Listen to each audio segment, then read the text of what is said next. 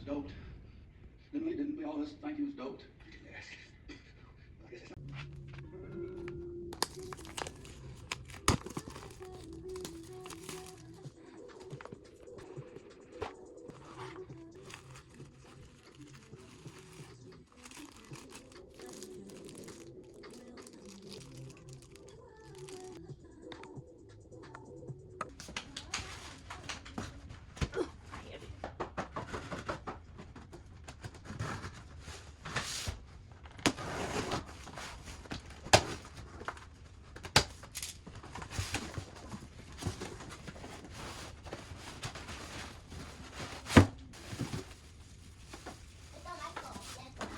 Can you wait?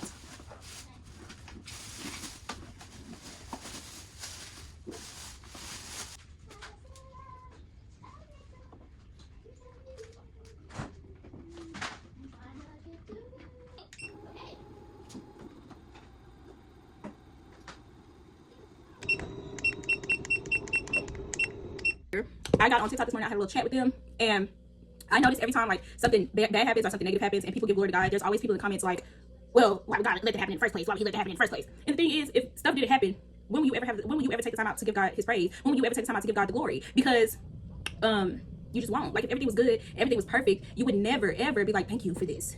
You wouldn't appreciate it. You know what I'm saying? And I mean, granted, there will be a time in life where things will be perfect, things will be great, but also you have to think about it. What's perfect for you is not perfect for other people. You know what I'm saying? Like, you might think that somebody's suffering is, to you, that's not a good thing, and then to them they might see it as, well, this is my sign, or blah blah blah. Like, you can't put your issues onto other people. That's one. Two, let me give y'all an example, just in case y'all don't know, because my brain works a little strange, so I be trying to say stuff the way that it's on my brain, but it don't be coming out that way. But pretty much, for example, say you're in the kitchen and you're cooking, right? And you know that if you put something on the stove, if you put something on the stove, it's gonna catch on fire.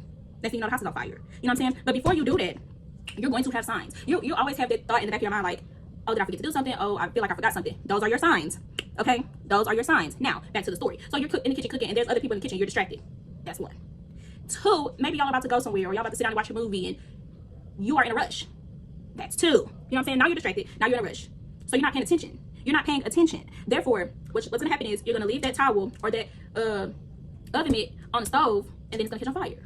You're going to smell something, but you're like, it's probably just the heater on or something. You're ignoring it. You're ignoring all the signs that God is giving you. Next thing you know, house on fire, because you ignored all the signs. And it's not your fault. It's not God's fault.